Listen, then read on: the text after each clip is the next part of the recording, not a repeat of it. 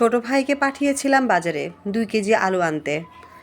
2 KG আলু সে ঠিকই নিয়ে আসছে, কিন্তু সে বাজারে যাওয়ার সময় তার চোখগুলো কি সে বাসায় রেখে গেল, না দোকানদারের সামনে সে ঘুমিয়েছিল, না সানগ্লাস পরেছিল, এটা আমি বোধগম্য নই।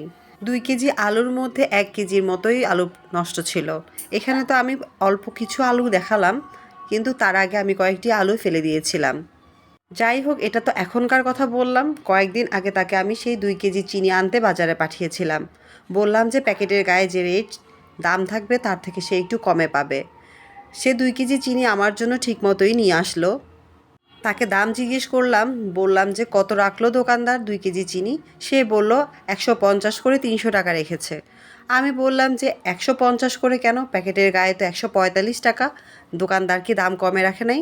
সে বলল দোকানদার বলেছে 5 টাকা তাকে লাভ দিতে, তাই সে 145 টাকার চিনি 150 টাকায় দিয়ে আসলো।